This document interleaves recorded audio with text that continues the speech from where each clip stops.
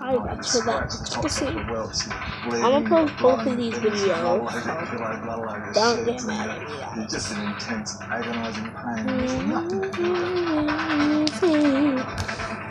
There are several species of itchy grub, all to be avoided. The freshwater mangrove itchy caterpillar, which, as its name suggests, lives in the freshwater mangroves that line the banks of the creeks and river systems in the tropics of top-end Australia.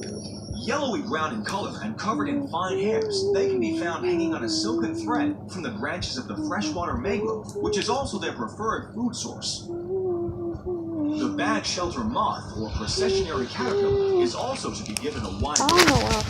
They are a large caterpillar, black in color, with a long hairy appearance, and can often be seen in an incredible processionary march across the landscape.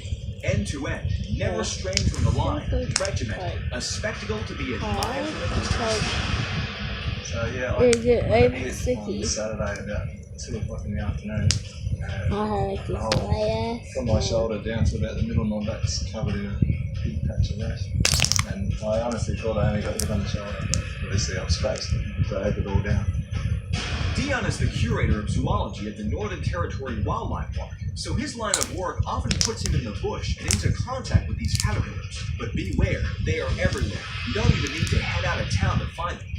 These little grubs, when they pupate into a little orange moth, the scales on the moth's legs and the scales on the wings are also severely irritating, and they'll land on your washing.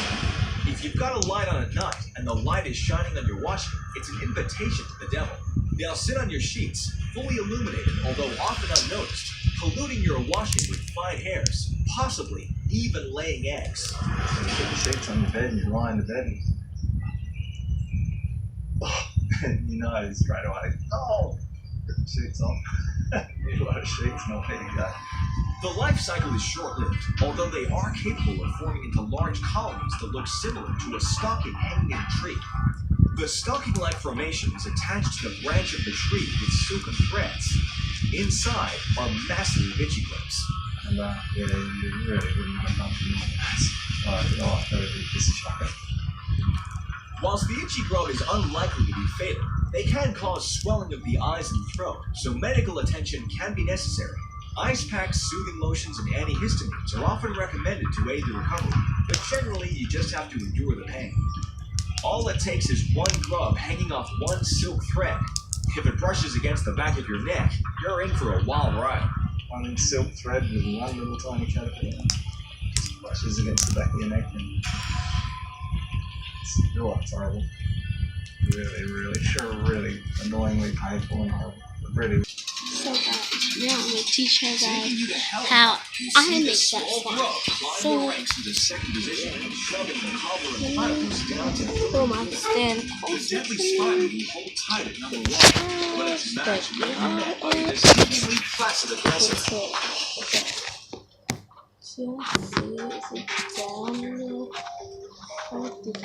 Don't be fooled by the relaxed pace of the water. It may lure you in, let you think it's a little tired, that it's not going to bite you. But beware, this is one snake that has been built for speed, and when cornered, moves like lightning.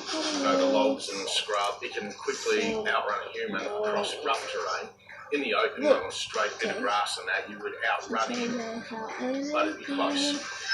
This reflex is very switched on. As soon as it sees movement, it's got to react, and it's a nervous reaction. This is a snake that will, at all times, run away really fast, but when he's cornered, he will rear up, and that's when he will aggressively defend himself. Cornered, he's nervous, and he'll bite anything. Gary Davies has been interested in snakes for as long as he can remember, and now spends much of his time educating both children and adults about staying safe around these often maligned reptiles. The layman can't generally tell the difference, so treating all snakes as venomous and leaving them alone is your best bet. If you've got some way of telling a venomous from non-venomous and there's a snake that doesn't suit your mould, you can make a mistake very quickly. Its venom is a highly potent neurotoxin that contains a procoagulant. No. Once bitten, the procoagulant of the bite site suggests the effect that the blood wants to clot, so the body sends out a thinning agent which unfortunately overthins the blood so that it is no longer able to clot. The upshot is that the victim then hemorrhages from everywhere they can possibly hemorrhage from, and this massive bleeding, if not treated immediately, will most likely result in death.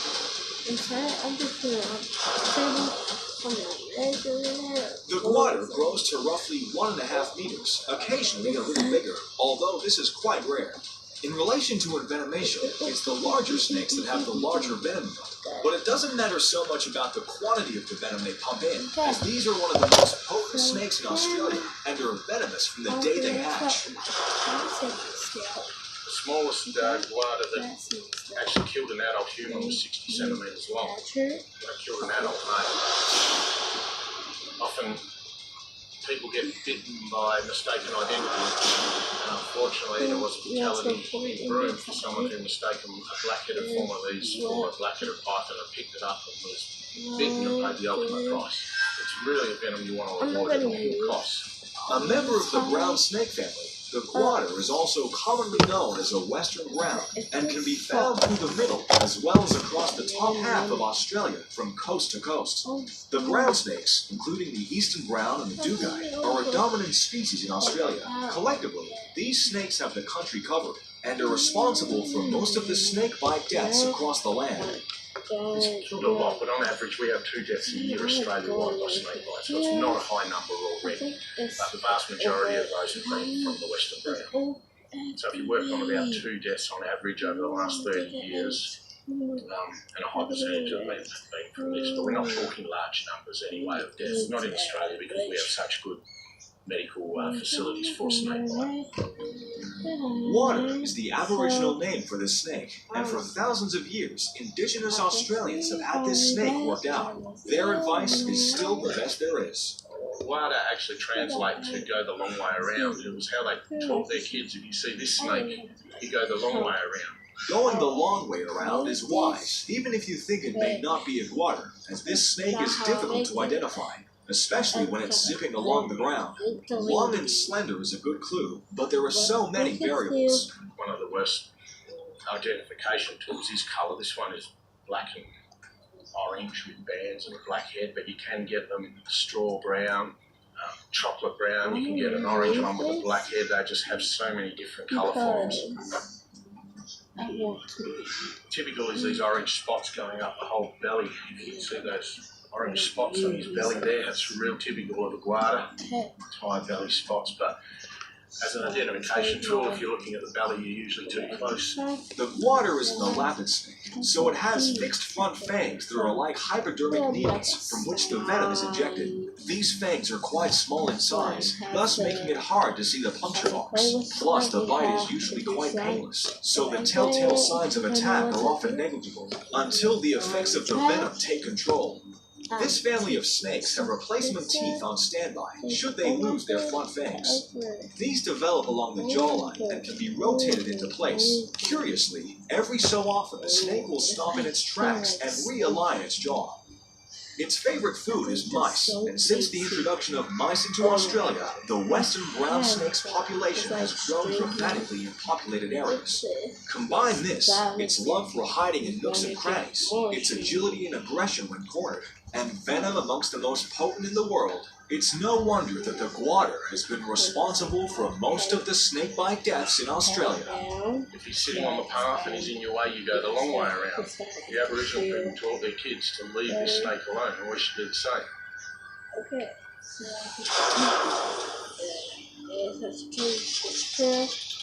Showcasing the new leader, enter the guar. This is one snake that's taken its toll. It knocks the Sydney funnel web to second, with a cannonball effect down the list for our other animals. But stampeding into the arena is an animal whose advantage is brute force. It's also quite curious, but keep your distance.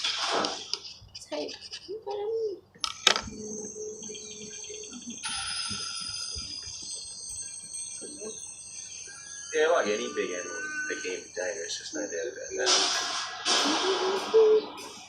If you corner a buffalo or if you come between a cow and her calf, they'll definitely defend it with a ferocity. You know, they can be quite aggressive. With surprising agility for such a big brute, a hide almost 2 inches thick and large flat feet roughly double the size of the hooves of cattle, this is one menacing animal to be observed from a distance. If you push a bull or if you annoy him or if you get closer, they'll chase you up the Matt Kelman lives and works alongside these imposing beasts at Carmore Plains, an outback property neighboring Kakadu National Park in Australia's top end. At over 1,000 acres, this property boasts a magnificent array of bird life, wild boar, the ever-present saltwater crocodile, and of course, water buffalo. The floodplains provide the perfect lifestyle for the water buffalo, but this isn't a place for the faint-hearted. This is an adventure. and numerous buffalo chasing the motorbike. They hate motorbikes. I think it's probably the noise or something, just a bit different to the vehicle. They won't take much provocation to chase a quad bike. Water buffalo were introduced to Australia in the 19th century. Just 80 animals were brought over from Indonesia to support remote northern communities. Almost 2 centuries later, there are well over 150,000 inhabiting the wetlands of the territory. Whilst they are destructive to the environment, they've made this land their home, adapting to all conditions. They can run like a rocket. Yeah, but because they're out in that bucket, that wet mud's that deep, it's just bottomless, and they've got huge feet that'll help move through the mud. And then, some of the buffalo we've seen in the air are up to a metre of water, so it's incredibly hard to walk through it. And a lot of it's all tangled with grass, so they come lunge through it, they jump through it.